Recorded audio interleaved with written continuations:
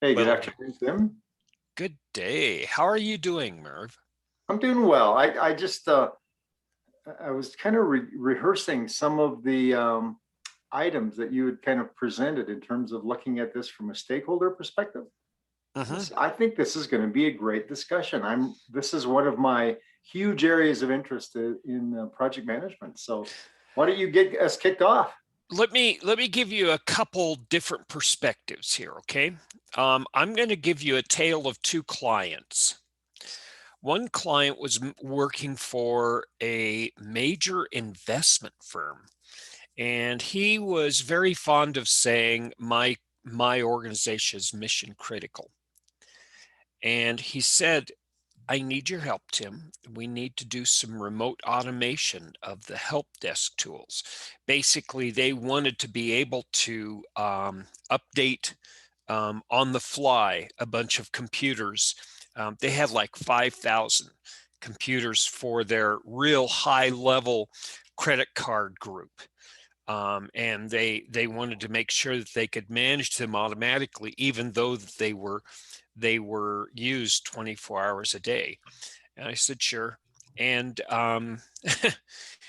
about 6 months after we did this, it was such a success that they moved him out and he no longer had a position in the company. It was sort of sad, but looking at the process, it taught me something, that people in corporations are important to the point that they have an impact. Now, I had another friend over in a pharmaceutical company, and this was back in 2004, 2005. And she said, I have a real problem, Tim. I'm trying to do this test, and they would run these mathematical models of their new medicines in a certain way. And she said, I don't know how to do this. I'm trying to work with the FDA. And every time we change the hardware, we're struggling with this. And we have to spend like 10 million to $100 million in testing to validate with the FDA that everything's fine. And I'm thinking, oh, this lady has an important role, but she's just an engineer. She's not a director. But what she and I did, and the project only lasted 5 or 6 weeks, um, saved the company tens of billions of dollars over the next 5 years. And that was just her job.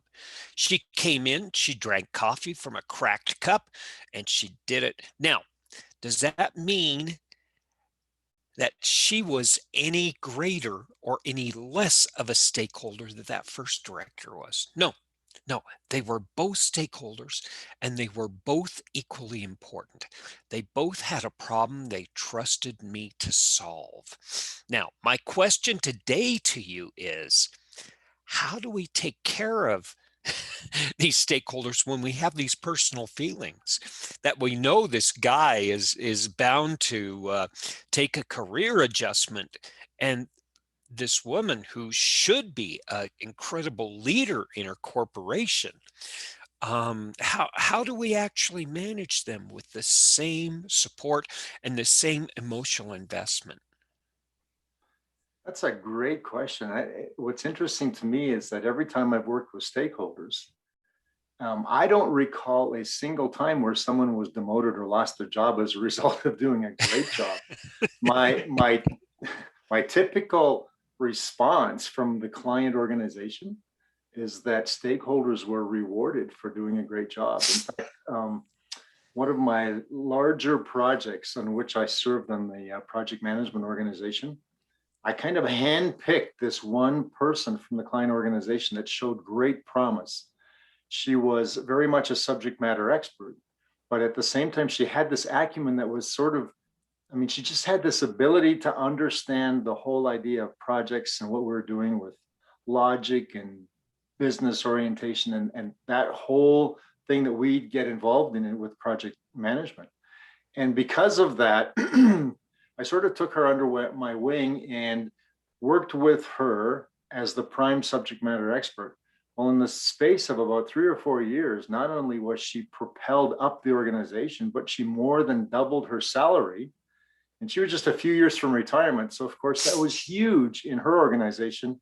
As she retired, she also doubled her retirement ability or income at that point. So, I think to answer your question, I'm not quite sure how to deal with what happens if I make someone successful and they lose their job, because that's just foreign to me. I, But I, it's the same. Go yeah, ahead. I think our job is to be of service. You know, we're the guys with the cracked cup, and we're trying to do what we can do to solve a problem. And to the best of our abilities, we can be empathetic. Yet we have to take care and understand that there's business at hand as well as there's human beings, and there's that gentle balance. Now, today's topic is not business, but it's people. And how do we actually manage that people side? But one of the things I'm thinking about is we can't forget that we have business needs too. And the reason why the people come to us is the business as well as the people. Yeah, and let me also add to the example that I just gave, because that the woman that I worked with and became an incredible ally to both the project team and the client team Mhm. in moving that forward was, as you mentioned, wasn't an engineer, but was a middle line manager. Now, I also worked with the senior, let's see, the right hand person to the CEO equivalent, who was incredibly beneficial to the project in terms of just moving things along and getting obstacles out of our way and just making sure that the project flowed. But when I looked at who was on the ground, the first person I described versus the CEO's right-hand person, I looked at them equally in terms of what they were able to bring to the project. One was very high up in the organization, one was middle management, and yet they were both incredibly instrumental to our project success. Very good. That actually closes a couple loops in my head with the problem I brought to you. Both of these people are placed in a position where, number one, their skills are greatly understood, and number two, they can have great positive influence. And that's the best we can do as a project manager. That's what engagement means, I guess, is getting them in the right position at the right time so they can actually help move the project forward.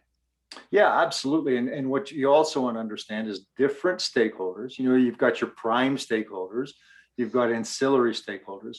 So different stakeholders have different abilities to influence project decisions, to influence other needs and interests that the project have. So you're always kind of, in fact, some of those needs and interests may conflict. And you as the project manager need to also be able to kind of work your way through that conflict and make sure that all needs are satisfied for the success of the project.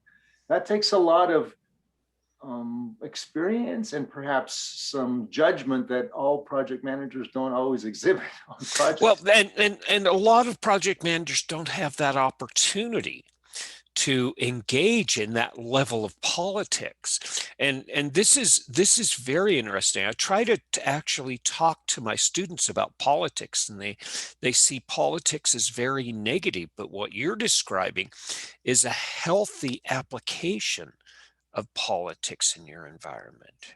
Oh, absolutely. In fact, I've written extensively in my on my project website in terms of my blog posts on the subject of stakeholders. And I've given examples. For example, on one project, I had the CEO that I mentioned, the middle line management, the people who were representing non-exempt staff who would eventually benefit from the project, people who were advocating based on the customers of my client. And these were all stakeholders.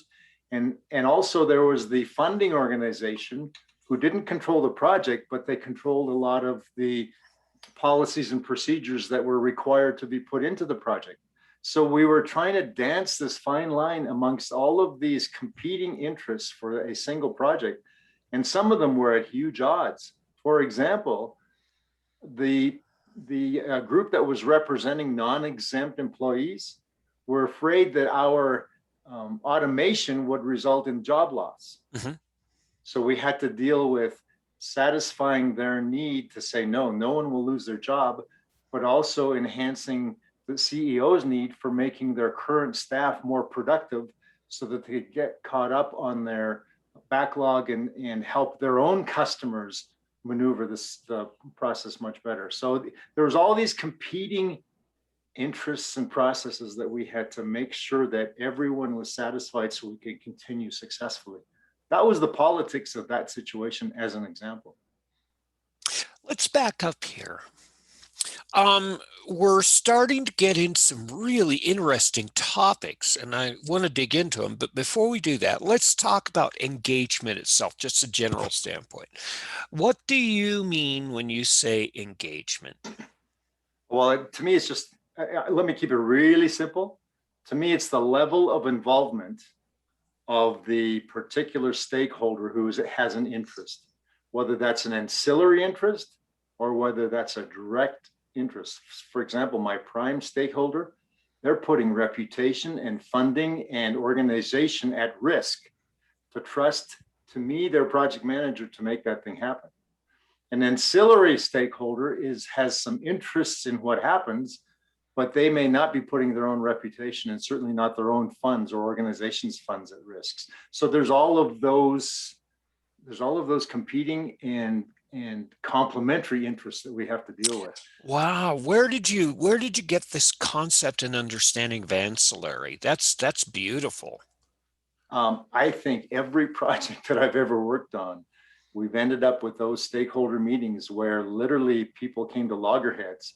And you don't have to go through too many of these to realize that there are forces at work that you're not even aware of. You walk into a project and you think, hey, I've got my plan, I've got my business interests, I've got my CEO's back, they've got my back, away we go. But in fact, what happens is you've got all of these other factions. I've even been in situations where I brought my team in to do a project knowing that we would successfully implement the project and leave and be badmouthed, not me personally, but my organization, by the internal IT organization who did not want to see us on site. So in fact, we had a competing interest that we had to deal with from a major stakeholder who felt threatened because of our presence.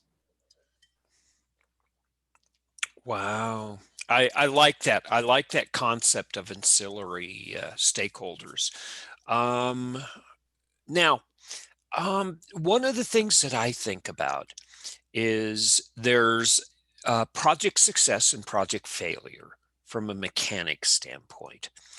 Do you think there's project success or project failure, or when with engagement of your stakeholders, that part of the project, or do you think it's just a matter of ethics? This is wrong and this is right.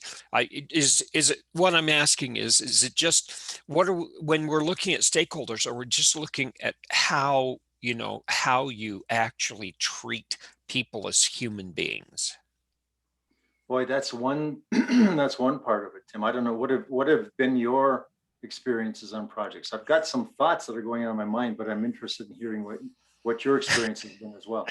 If you don't start off with optimism and you don't start off with expecting the best out of people, you're not going to get the best out of people. Yeah. There is a sense of wrong or right.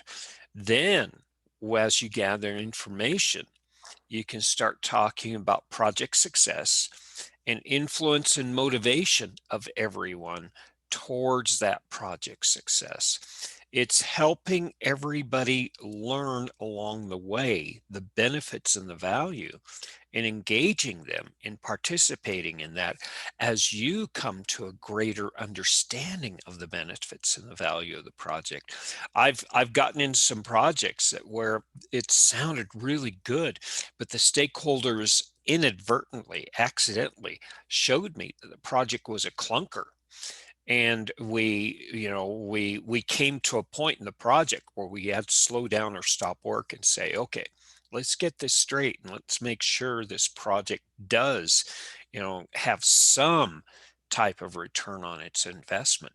But it all started off, it's how you treat the people, and how you respect the people, and then how you respect the work. I think that played true for me. I agree with you 150%, if there's such a thing, because when you look at it, we're in a people business. Yes, we use technology, and yes, we use process, but it's really all about the people, not only in engineering our abilities to get the job done, but also looking ahead to see what that final result's going to be to enhance their organization, to enhance the ability for their own customers to use their organization's facilities or options and that sort of thing. So when you look at it from that perspective, we are truly in the people business. And I kind of like the way we had put out the teaser for this particular podcast. We talked about sort of the neophyte or the junior project, junior is probably a bad term, but let's say a less experienced project manager who thinks, and I think what we said was stakeholders are difficult to work with. They get in the way of the project process. They keep the project from being successful. So, and when I was a new project manager, because I was so drilled into my head to do process and technology and timelines, that yes, I felt my stakeholders did get in my way. And it was a very immature response to how my stakeholders wanted to be dealt with or handled. And I think that goes into what you just talked about. It's how we treat people.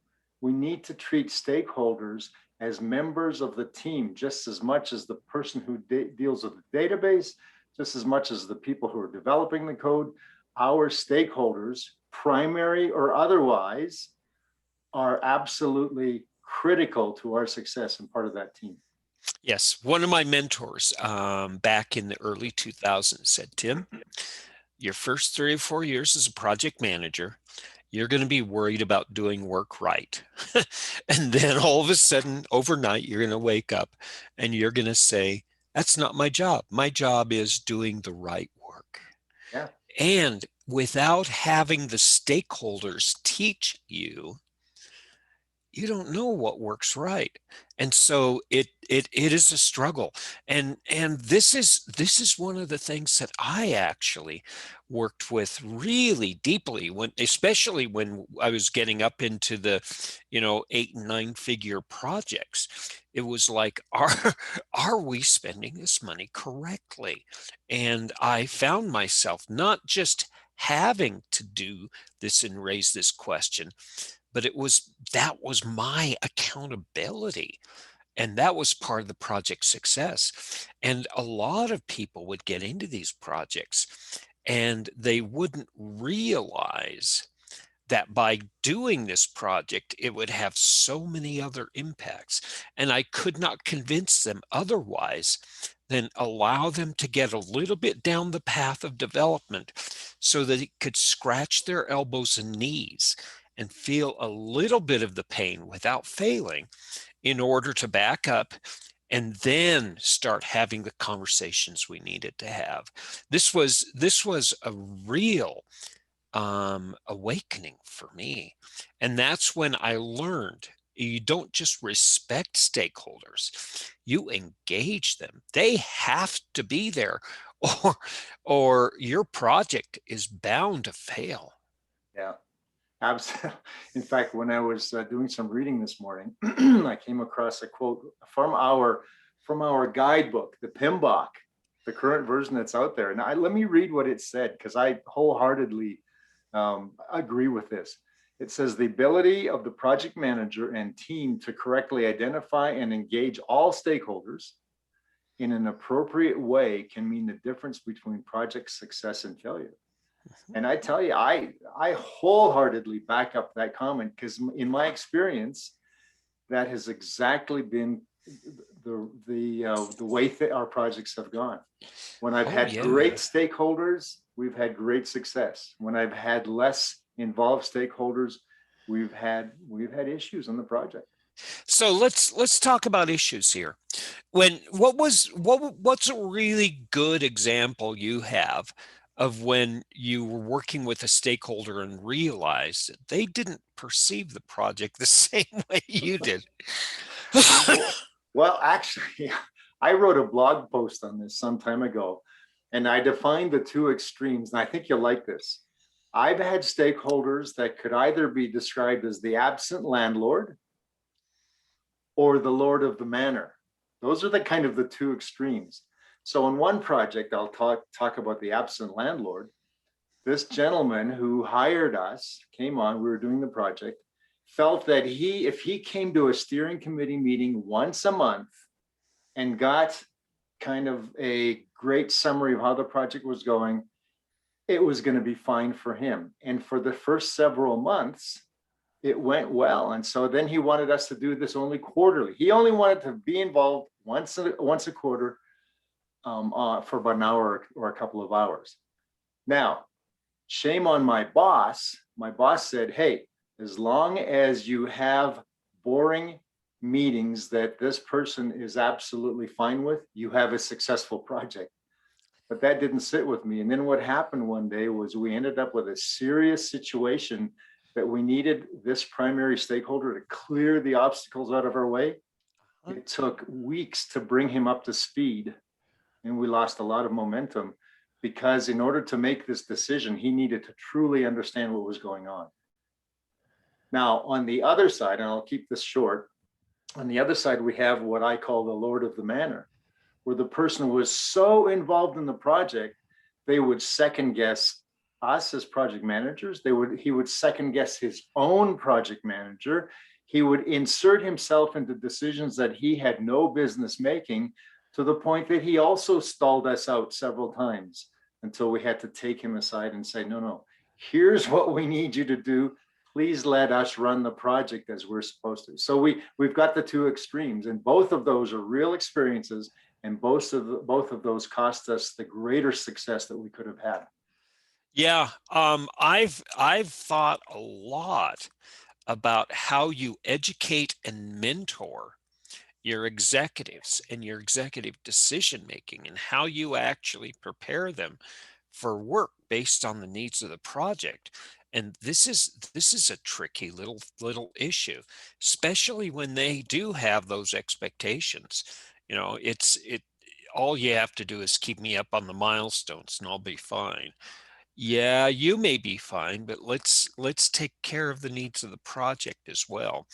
And one of the things that I've tried and failed at was having a conversation with all of the people I work with when I start off a relationship. This, and actually with people who are receptive to this, it's fantastic. But a lot of people don't really understand it. So one of the things I do, and I tried this in interviews a lot too. When they were interviewing me for a new job, they would say, Tim, do you have any questions for me? And I said, yes. Let's assume you and I are going to be working together for a while.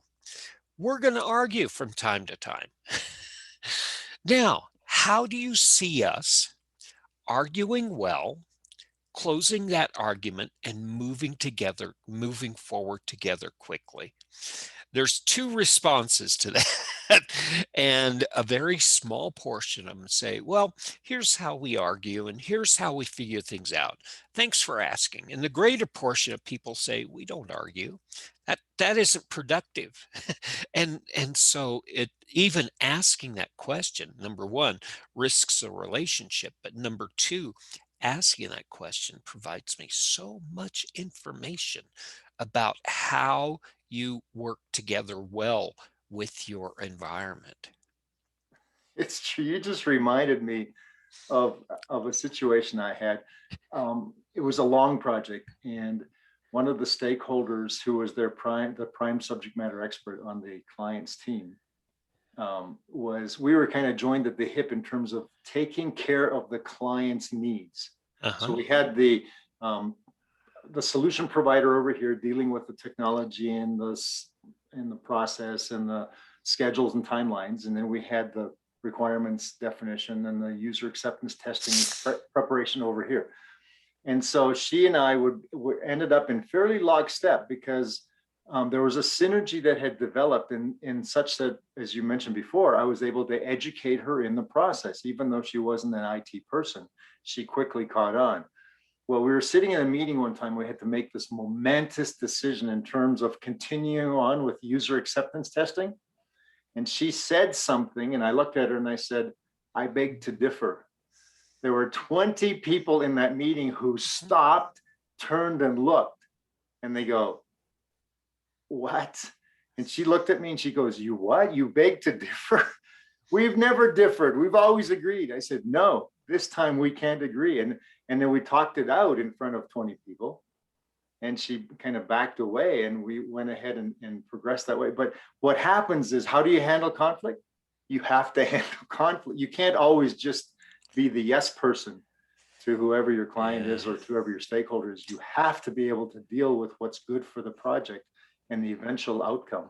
Yeah, what's healthy for the solution of the problem and what's healthy for the people involved, that those have to be paramount.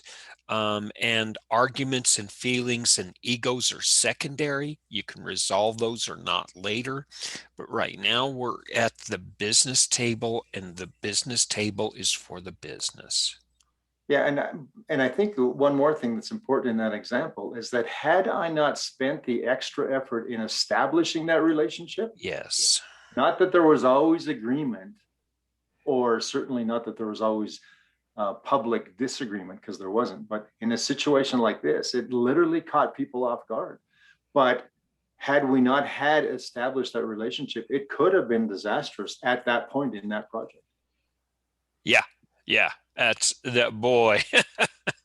I do not, I do not envy you for having that conversation. I've done that too. I've walked in, and I was supplementary to a project. I was doing the financial analysis, and I was contributing to the final slide set, and the project manager was taking them down a path, and I was okay with it because I knew the sales rep, and I knew the relationship that the sales rep had, both with the project manager as well as the client. And I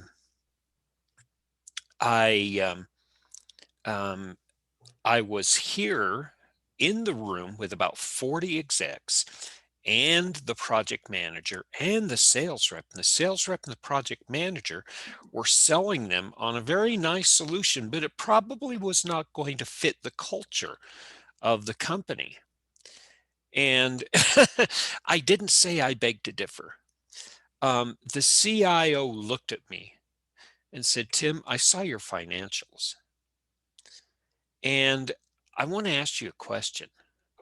What do you think? And I counted 5 bananas, 1 banana, 2 banana. And I was looking over at the project manager and the sales rep, and they were like, and I said, okay, this is a nice, and I had to tell the truth. And I had to tell the truth, not to the project manager and not to the sales rep, because we'd already had these conversations, and they had both, they hadn't persuaded me, but I decided to support the team. But at the same time, with this CIO, I knew that if I supported the team, they were going to do this. And the problem was, the CIO in front of 40 execs said, I want you on my next team. And I was never brought into that client again. Huh. I wasn't. It was basically the sales rep had egg on their face, and I had to accept that. That's just the nature of politics. Yeah. There were no hard feelings between the sales rep and myself, but at the same time, I could not support one direction, and I had to go down this path, and I was willing to sacrifice it. It hurt, and it was a huge lesson for me. Months. I stayed up at night thinking how I could have fixed this, and there was no winning. There was either me doing the right thing or there was me doing the wrong thing. And doing the right thing would mean I'd hurt myself, and I had to. Well, and that's part of the whole ethics of what we do as project managers, is that we want to do the right thing. And we don't always come out at the good end of that situation. You know, a That's lot of right. people will try to cover up, kind of guard their tails and stuff, but it's not worth it, because in the end, that and believe it or not, project management, the industry is a very small industry, especially if you're niched in a particular segment of the industry. Word gets around very quickly. So you're best to hold on to your integrity. You're best to hold on to that loyalty to your end user, your client, stakeholder, and make sure that you're always on board with that. But speaking of that, what do you think are some of the misconceptions, let's say a neophyte or a fairly junior project manager might have, in terms of stakeholders on the project? Misconceptions. Misconceptions. Well, again, the introductory one is they're getting in the way of the project. I know how to run this project. It's a fairly mechanical process, and I don't need you. That's basically what it is. I'm going to manage the project, and this is not like Theory X management. It's like true management. Keep the business running, and as a proper manager, we do that. But as a leader, it doesn't serve the people well. And that's the problem. And like you said, this is a people business. So we learn that management for the first 3 years, and then we have to do a paradigm shift. And that's only when you start getting bored with spreadsheets and getting bored with budgets and bored with risk registers do you start looking for other things to tinker with. And from my experience, that's when people start looking at this whole ethics and relationship and building trust and culture. And that's when all of a sudden the whole picture starts coming into focus. It's a misconception of what really is going on inside this project, but it's not just project managers. It's you see this in business school too. Right out of business school, they know how to do everything, and all of a sudden, the world and life teaches them another lesson that says, no, you've just begun. You may have gotten your first black belt, but there's 8 more black belts after this that you're going to have to master. Yeah, and I think even from coming from my own experience, um, I grew up in the bid, fixed price, fixed price, and then fixed duration. Go in, implement, leave. And so when I get into those situations, I'd be managing these projects, and if, as you were saying, if a sponsor, a client sponsor or stakeholder would come and intrude on my territory, to me it was almost like they weren't trusting me. Wait a minute, you just turned the keys of the kingdom over to me to give you this result, and now you're questioning things. It's almost like it's an affront to me as a neophyte project manager. And I think as I matured as a project manager and I understood where the stakeholder was coming from, I was much better able to respond and keep that relationship going. And here's what I learned about myself, and then just watching other projects in the same way, is that we'll get on these projects, we'll get going, we'll get working on the projects, have our timelines laid out, our teams in place, and we're moving along. What we fail often to do as project managers is to bring the stakeholder along with us. We assume because they hired us, they knew what they were doing, now get out of the way. But what we forget is that they know what their business is. They don't really understand what we do as project managers and how it is that we implement projects. And so if we bring them alongside, then their questions are much more, informed. Their questions to us are much more informed, in such a way that as we work with them, there's a much greater synergy and they can get involved much quicker in dealing with decisions that have to be made, in dealing with immediate decisions that often have to be made to remove obstacles or maybe get extra funding or something. But to keep the client, sponsor, or stakeholder at arm's length is to cause our own problems in terms of the quickness or the nimbleness with which we have to make those decisions. This is fascinating because what you and I have seen in our careers is the maturing of project management from what you talked about, which is the predictive model, the fundamental model. And it is highly mechanical, and it does provide a probability of success for the mechanics. Back in, the 90s, no, actually it was about 2000s, the first decade of this century, between the fourth and the fifth PMBOK editions. The fourth edition actually had stakeholder management as a component of communications. And it was the fifth edition that actually said, no, no, no, no, no, no, no. We're going to pull out those two processes that actually engage our stakeholders. It was really wonderful because all of a sudden, through the 90s and early 2000s, you're saying the more proactive you are, the higher probability the project will be successful. So it's plan, plan, plan, plan, plan. The plan is not the thing. Planning, the process of continual planning is the thing. And now they came back in the mid to late 2000s and said, the stakeholder is important. They're critical.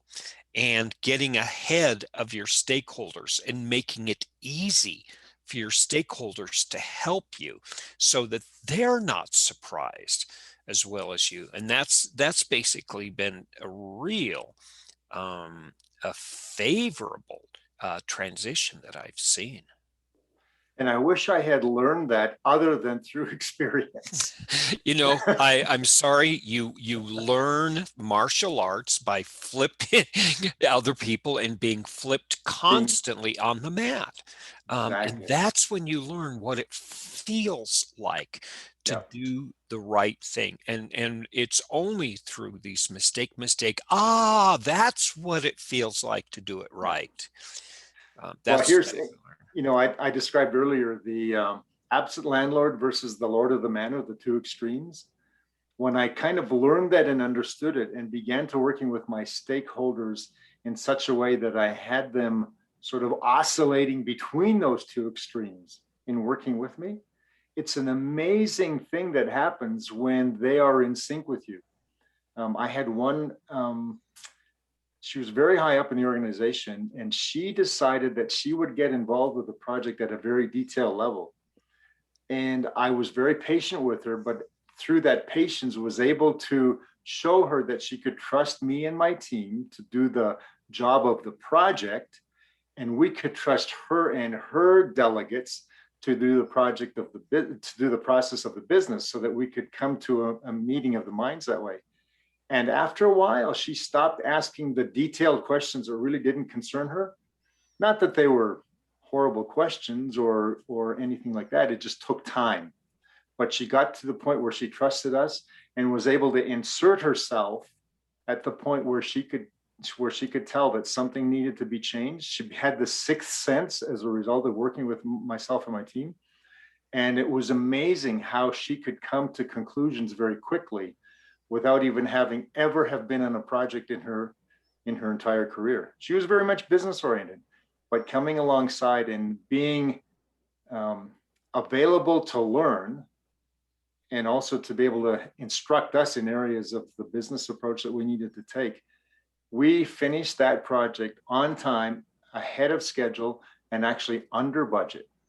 Unbelievable, but under budget. So it's amazing what happens when you get that stakeholder that's somewhere in the middle of absent landlord and lord of the manor. Right.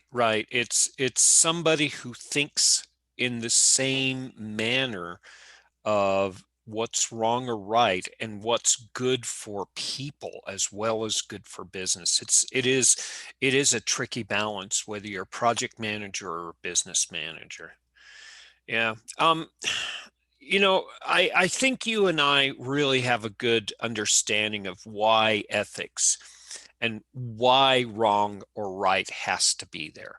I I struggled this a long time because my experience, and this is what scared me as a teacher early on, my experience in business was a lot of decisions were not made along the line of wrong or right.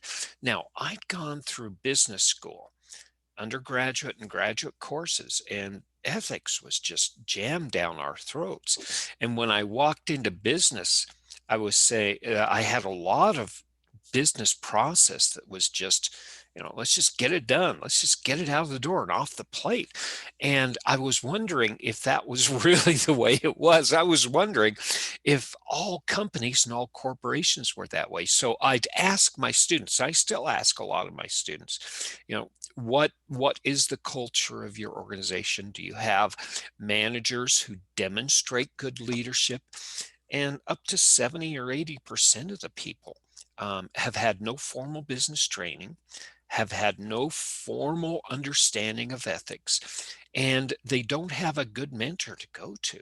So this is a struggle for me, and that's why I wanted to talk to you about why we have ethics as part of our work. Can you expound on that a little bit? Well, outside of just ethics has to be the way to go to make business work properly. Otherwise, if you're not trusted, I think I mentioned this before, your reputation can precede you on the next job. And I worked in a situation for 40 years where my next job was based on a referral from the previous job. And so if I dealt with something unethically, or if I was not able to deal with my client's lack of ethics, then it reflected on me and my career going forward. So I think from an ethics point of view, I don't know that there's any other option other than, you might be able to get away with something unethical for a little while. People cheat on their income tax for a little while until they get audited. So I think at some point what goes around comes around. And for me, my entire career, I needed to be ethical. I needed to be that person who could go to sleep at night and, turn the lights off and go to sleep and not have to worry about being called on the carpet at some other time. I didn't mind being called on the carpet if I made a mistake or if I messed up somewhere, but I never wanted to be called on the carpet for being unethical or for not dealing with my client's lack of ethics, should that occur. I don't know Yeah, if that's what you're. oh yeah, that's a tough one. That's a tough one because it's it's a career changer. And I talk to 2 or 3 people a year who have been kicked out of companies because of these type of decisions. And it's hard for us. It's hard as a project manager to be released. And especially if you're a good project manager, 35 to 55 years old, and you expose something in finance accidentally. I've had that with one of my friends happen. Or if an audit was the paperwork was incorrect, and how do you bring that up? And that was walking through people through the absolute trauma of that experience, even though they did the right thing, it had a negative impact on their lives. They no longer had a strong paycheck, or they never had a stable paycheck because of that. That's tough. But that isn't just for project managers. That's for all workers, isn't it? It is, and I've been so fortunate in my career because my clients, I have yet to deal in my 40 years of managing projects or working in delivery, I have yet to deal with an unethical organization. There may have been a few people on the client side that wanted to cut corners. There's certainly where in my organization, several times I watched as my own management tried to cut some corners that were it's not unethical, but not completely transparent, nor would it be something that I wanted to go along with. And one time, and only one time in my career, I did have to blow the whistle in a situation that looked like it could get us into a lot of trouble in terms of some kickbacks to some people that I come across. And it did not sit right with me. And I had to turn these people in. It was not a good thing. In fact, I think my career might have suffered as a result of that as well. Mhm. But regardless, I just could not see that going forward. And I did not want to be part of something along those lines. So again, short story is my career has largely been in project situations where things were dealt with almost always above board. Yeah, it has to be. It really has to be. We were talking earlier about all stakeholders, and I noticed you said all stakeholders. A lot of my students walk in and say, Tim, do I need to identify all stakeholders?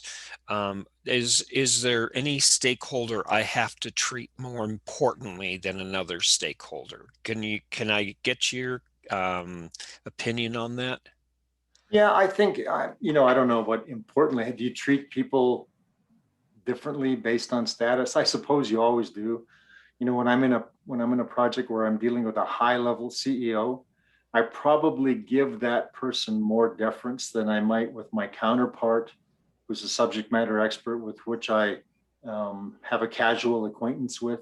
So there is some of that, but again, that's just based on, I think, positional status of the different people. In terms of do I look at one stakeholder differently than another? We had that discussion earlier between primary stakeholders and ancillary stakeholders. Yes, we do in those situations.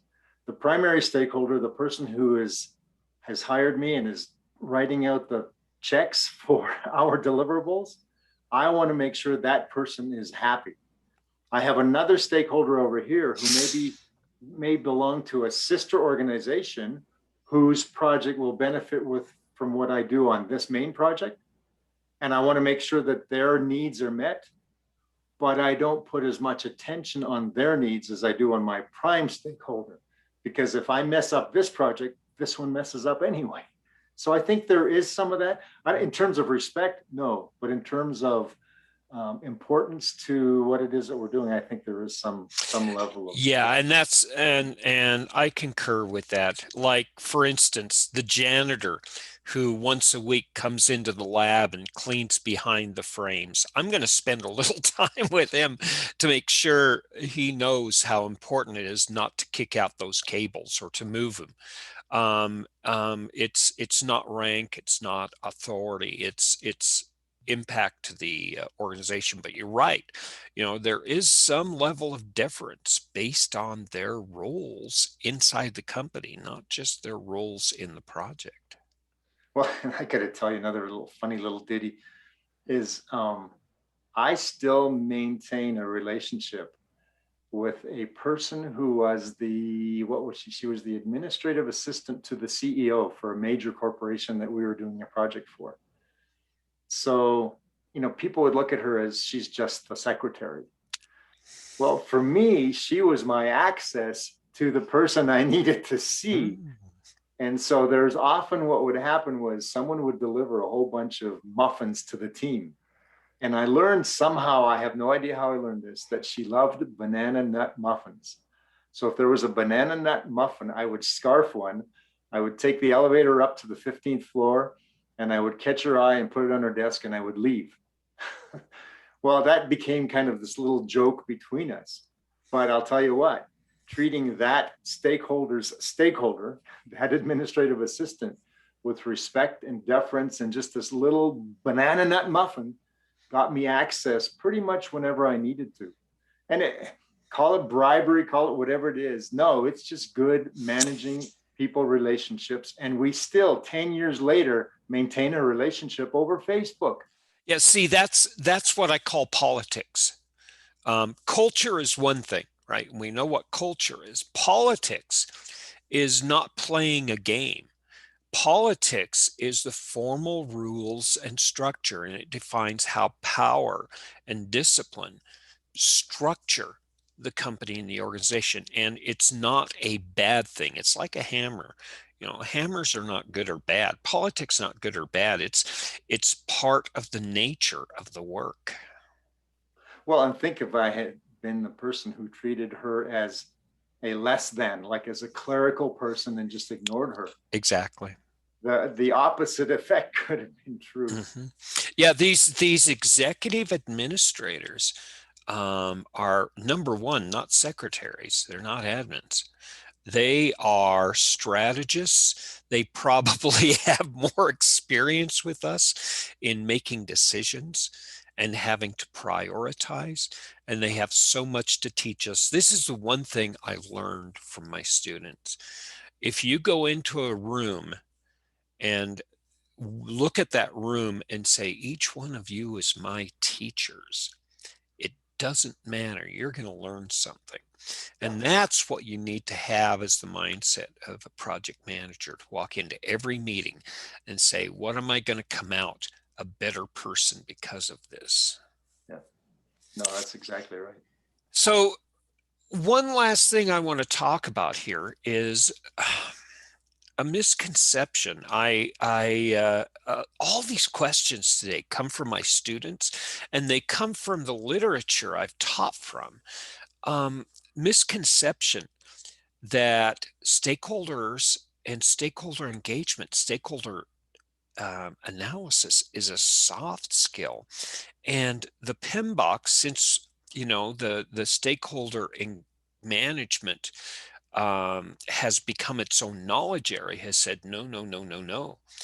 It is just as rich with data, and you can use data and analysis to actually make some good decisions about relationships, perceptions and needs and expectations. What's your feeling on that? Have you found collecting data and using that to support your assumptions, or do you have just a feeling for people that you use?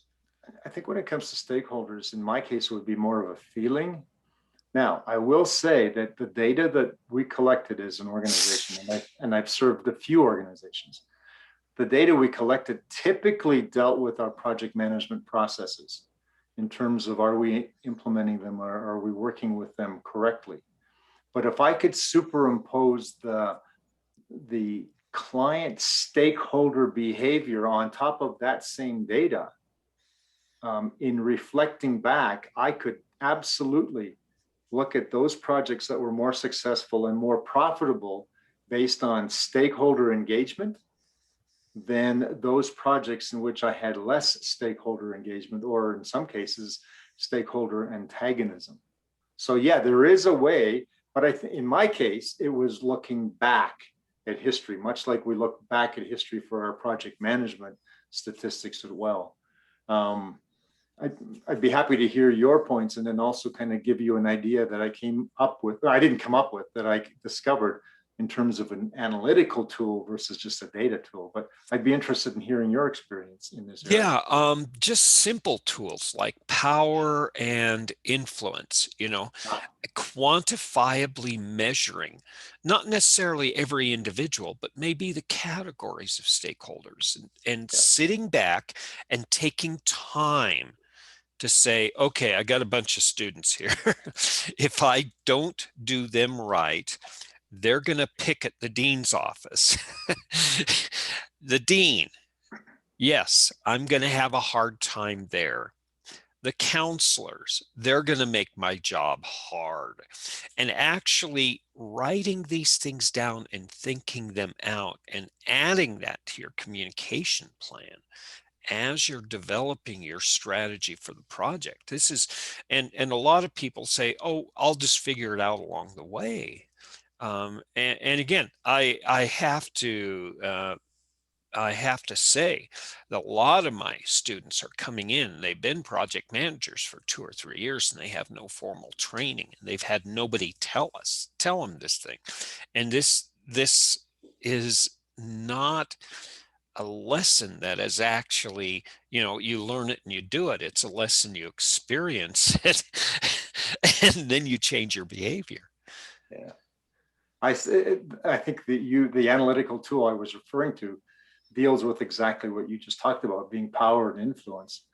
And I don't know if it was Gartner who came up with the kind of the 4-quadrant analysis tool, but you can sort of put, power down one axis and influence along the other axis. And as you look at them, and for example, when I go back to some of the examples I've already used, the person who wanted to do the quarterly reviews of the status, that stakeholder, well, he was low in influence in terms of the project at that point, but very high in terms of his power. Well, in a situation like that, I'd want to make sure that I kept him satisfied, but try to look for ways to keep him informed. On the other hand, I've had people, for example, the person who was lockstep with me, who was low in power, but very high in influence because of her subject matter expertise. In her situation, I kept her informed all the time and just really brought her along with me. So, one case I'm keeping satisfied, another case I'm keeping informed. There's different ways, I think, of dealing with that. And then just real quick, the third example, the CEO that I had that wanted to get in all the details, and we worked out sort of this collaboration process where she kept out of the project management details and I relied upon her for the business information. She was very high in power, very high in influence. So in her case, I needed to manage her closely. And when I say manage her closely, it's like you're managing up in any organization when you manage up. And so in that case, it was a different strategy as well. So yeah, that analytical tool using those 4 quadrants, very powerful tool to be able to understand not only how you want to work with your stakeholders, but maybe also, if you have a chance, how you want to bring your stakeholders on to your project. Yep. Onboarding, Yeah. very important. Wow. We've had a really good discussion here today. One of the topics we have not touched at all was team members. We talked and talked and talked about stakeholders, but what about engaging team members? I'd like to spend the next session next week talking about teams and talking about how we engage teams, and like you and I have discussed in the back, how we're actually using our relationships with the team to help the project move forward. Yeah, I think that would be very instructive. Even it's instructive for me just to have to go back over my own learnings in areas, my own mistakes, my own successes. So from that perspective, what I did notice today, and I thought about this as we were talking, is that in the past, we've talked about things like the importance of communication, the importance of servant leadership, and the importance of, I think you mentioned relationship just right now. All 3 of those were kind of subtle underpinnings of our conversation today. And I suspect will be subtle underpinnings of our conversation next week. It's funny how all of these leadership principles come together whenever we're dealing with different project aspects. Yeah, and especially in these changing times, we don't just have the remote worker changing things. We don't just have the economic changes, but actually our approach to work, and how the perceptions of culture and society are changing, and how that's changing. And I think it would be a really good conversation for us to have, how that impacts our relationship with our teams and keeping our projects healthy. And we may ask the same questions in terms of Oh, wouldn't that be engagement, fun? in terms of ethics, in terms of Yeah. the quadrant, all those sorts of things. Yeah, it's good. I would look forward to that. Yes, yes, indeed. Let's do that. Okay. Very good. I want to thank you so much for hosting this and bringing this forward and allowing us to talk about stakeholder engagement. This like you. I found relationships and I found leadership as one of the as some of the most compelling and disruptive components of project management. And I think that they deserve the focus and attention they're getting right now too. And I do too. And I think if your students still have questions after something like this podcast, I think the important thing for them to understand is that every situation is different. But if you understand the basic principles of respect and ethics and relying on some good experience and some mentorship, I think they will be successful. Very good. Thank you for those words. All So right. where can we find you, Merv, out on the internet? Probably the best place would be on LinkedIn. I did take a little bit of a breather there, but I've published several articles, or I will be publishing several articles. I'm fairly prolific also on my website on peoplefirstprojectmanagement.com. And I have, believe it or not, 12 posts on stakeholder engagement amongst my 156 blog posts on these subjects. Wow, almost 10%. That's pretty Almost, good. yeah, almost 10%. How about you? I'm out on LinkedIn, and you can connect with me, you can talk with me. I'm fairly approachable, I'm very collaborative, and I'm available as you need. Excellent. In that case, until next time. Thanks again. Thanks again, everyone, and thank you, Merv.